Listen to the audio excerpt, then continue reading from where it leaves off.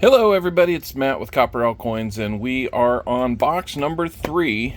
I also wrote it down here, but you can't hardly read it. So box number 3 of my new nickel hunt and fill video series. So we're gonna, I've already taken the top lid off, and obviously we wrote it in kind of a nice clean space.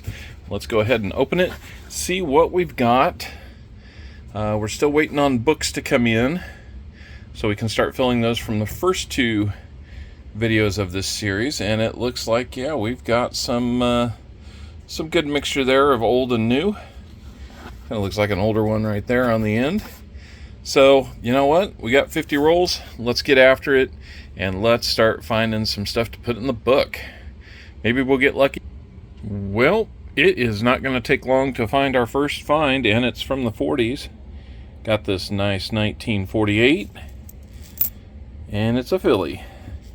So we're gonna put it up here to the side and keep getting back into these coins. All right, I just laid out roll number 2, and I think we are going to have, not that one, but right there, we got a 1957. And that is going to be a Denver. And a little further up here, I see one that looks a little bit old from this end. It's got a mint mark on the side. Let's look at it. Oh, nice, 1940. Very cool. And that mint mark, I think it's going to be a D. Let's take a quick look and see. That's an S, a 40S. I'm going to take a quick look at my table here. Doesn't look like that's going to be significant for any reason, but a nice find. We've got an early 40, oldest so far, and 1956 Denver. We'll take a look at the rest. Okay, roll number 5 is going to get us our next find. This one's going to be an older one. 1939. Will it be a mint mark? Please let it be. And it's not. Little nick on there. Let's take a look and see what we really have there. Nope, that was just some damage. I wanted it to be, but oh well. Here we go. We've got another 1939. At least we've got some options there. Okay, folks, we are in roll number 8, and I'm pretty excited because we've got silver yet again, 1943, and that is going to be a San Francisco mint. It's in pretty rough shape, especially on the back. It's definitely been scratched, got some wear or something there, but you can read the front, and it'll take a place in the book when we get it. So awesome. That's 4 silvers in 3 boxes. And we've still got a long way to go in this one. Maybe there's more. Same roll, about 15 coins later, we stumble across a 1959. And it is going to be most likely a Denver mint mark. And it is. So, second find from the 50s. Right now the 40s are ruling the day, especially with that war nickel. Okay, roll number 9, and we've got a really nice looking 1959 right there. That one might be a bookkeeper. And it's Denver. And I was just kind of looking back here. It kind of got a stained looking one. That's a 1949. So we've got the tail end of both decades. And that one's going to be a Denver. So 2 more finds, a 49 and a 59. Let's keep looking. Okay, roll number 14, and we're going to have a 1948. Let's see what we've got. That's going to be a Denver mint. I kind of looked through the rest of the roll, didn't really see anything of note. Few older ones, but they're in the 60s. I was mistaken, same roll. It's got a pretty good ding on that end right there. It looks like that's going to be a 1956. Let's flip it over. And we have a Denver mint mark. So another one from the 50s on the board. All right, roll number 15, and we're going to step way back again to 1940. Let's see if we've got anything fun here. It's going to be a Philadelphia. A little bit of green gunk on there. But another one from the 40s. We sometimes get those in a box. On to the rest of them. Once again, same roll. We've got a 1958. Be nice if it was a Philly, but it's a Denver. We'll add it to the board. Doing great so far. Okay, roll number 20. He's got this very nicely detailed but darker toned 1959. Let's see if it's a Denver. It is not, so that's going to be a Philadelphia. We'll definitely take that one. I don't know if we've got a 59 Philadelphia just yet, so that's pretty cool. And I did notice one with a little yellowing, and this is cool. Another war nickel from 1943. If you remember last box, we had two of them from 44, P and D. Our earlier one was an S. That one's going to be a Philadelphia. So we are filling up war nickel slots left and right. And that one's not in too bad a shape. Got a pretty healthy ding right across his ear and onto his cheek and temple. But other than that, not in too bad a shape at all. Little staining on the back, but nice. Another nice find. We will put that with the other 43. And, what do I see there? A 1958 as well. Wow. So two from the 50s. And that's going to be then another 58D. So three finds in this one roll. Roll number 20. Maybe there's another one. Who knows? Okay, roll number 24 is going to give us this older looking back. It is a Philadelphia Mint. Let's check it out and see. We've got a 1940. So we continue to run real strong with the 40s. I think that's our third one from the 1940. So keeping up with them 50s. Okay, roll number 26, and we're going to come across one we don't see all the time, 1951. And let's see what its mint mark's going to be. That's going to be a 51 Philadelphia. So let's take a quick check over here. I don't see 1951 as anything that's uniquely special, but it's nice to have one. I know that'll fill a spot. Okay, roll number 27, and we continue to find a lot of finds. We've got a nice, almost a record-setting pace so far through half the box, plus two rolls, and another 1940.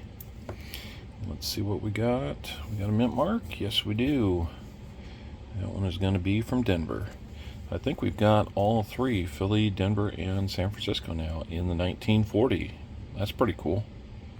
Same roll, and we've got a 1958, and if not for a couple of these big gnarly scuff marks there, it's in pretty good shape. So let's see what we got. Probably a Denver, and it is.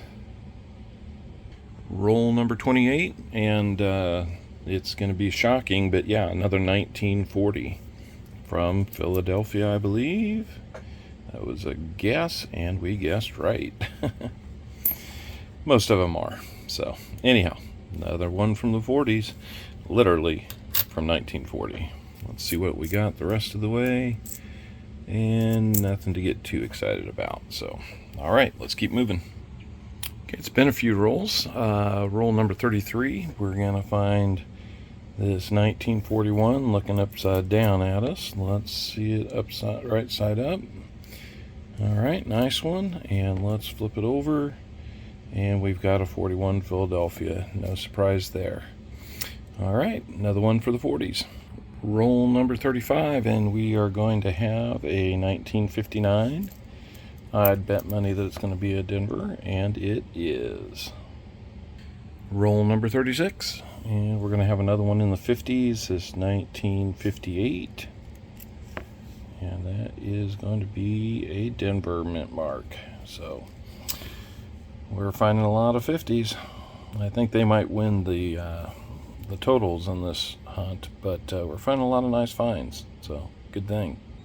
All right, roll number 39, and we've got an ender here that's looking like it might be old Philadelphia mint mark for sure, but let's just check it out. That's going to be, oh nice, 1946. So we will add that one to the collection. Roll number 42, and we are going to have a 1954. Let's see what mint mark we might have there. That's going to be a Denver. So, one more for the 50s. Okay, roll number 45, and we have the 1940 yet again. And this one's going to be, I think, an S mint mark. Let's take a look. It is an S mint mark. Awesome. Okay, well, we are done with box number 3. Going to do a quick recap before we put these into the album. Starting right here, we're going to have a 1939 Philadelphia. Unfortunately, not a mint mark on that one. We're going to have 3 1940 Philadelphias, 1 1940D, and 2 1940S San Franciscos. We've got a 1941 Philadelphia, a 1943 P and S, both war nickels, of course. We got the 1946, that's a Philadelphia. We got a 48 Philadelphia and a 48 Denver. And we've got a 1949 Denver. On into the 50s, we've got 1951 Philadelphia, 54 Philadelphia. I'm sorry, that 54 is a Denver. We've got a 57 Denver. We have 5 1958 Denvers. Then we've got the 1 1959 Philadelphia in great condition, although dark. And then we've got 3 1959 Denvers. We did pull out 1 2009 Denver, and we'll add that in as well. But all told, we've had the 1 from the 30s, 13 from the 40s, 12 from the 50s, and the 1 2009. 27 finds in all, so not too bad. I can't wait to get these into the album, and we'll check that out next. Okay, so we have our new books in hand. It's going to be these nice, very affordable. They're not the highest quality. I'd really like to upgrade some point to like a full Whitman album or Littleton album, or preferably a Dansko album. But these will do for what we're taking care of here. And as you can see, we're going to start things off with that 39, and I'll just kind of take you down the page to see what we have filled so far. I believe the count was like 96 spots are filled. So, but we've got plenty of room to go. I'm just coming back to here. One thing I'm pretty impressed with is between here and here, there are 11 spots for silver war nickels, and through 3 boxes, we have 4 of those filled already. Pretty happy about that. So we'll come in here through the 50s. Now this one right here doesn't have a lot of like bright white to it, but I kind of like that chocolate, almost an antique feel to it too. So I don't have any problem keeping that one in there. So we'll move on to book number 2. Let me get that out. I think it's the one that is the most full. I was kind of particular about more recent ones because I didn't want to just fill a spot to fill a spot with the more recent ones, and so I was a bit more picky about what we put in book number 3. But as you can see in the 60s there's a lot of nice ones that you can still find and pop them in there. Really nice. Nothing in my birth year. And I'll just keep rolling through there, and you can see a lot of these are in pretty nice shape. I really didn't just fill a spot to fill a spot, even in some of the older dates. So I could have pretty easily put some in here, but If they weren't at least at a minimum level of quality, I didn't want to put them in there, because popping them in and popping them out and replacing them and all that, it does wear out that slot, and I want to make sure these things stay in here as long as we can. If it gets harder to fill them, another one of those nice antique looks, the Monticello reverse. If it becomes difficult to fill spots, then yeah, we'll probably take the first one we can find. I didn't really spend a lot of time separating out the 2004s and the 2005s, that transitional year there. So my fault there. 2006D Monticello modified. Okay, I see what they're saying there. Okay. All right. So got that 2009 in there. I've got other 2009 Ps, but just not out of our hunt yet.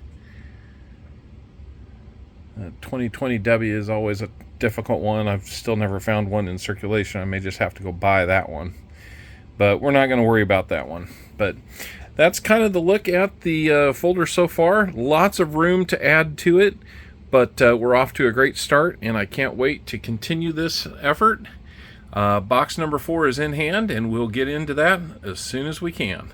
Thanks for joining us on this recap, and finally with the folders or the albums here in hand. We'll look forward to adding to it, and we'll give you an update when we start the next one, where we stand, number of open spots versus the number of spots we have full. So we'll keep track of that as we go. We'll talk with you again soon, and thanks for coming and checking out Copper Owl Coins.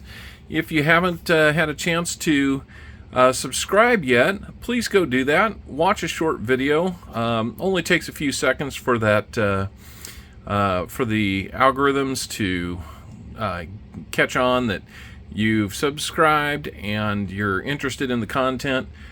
Leave a like, leave a comment. That'll help too. So until we get to meet again, Copper Owl Coins is out looking for more coins.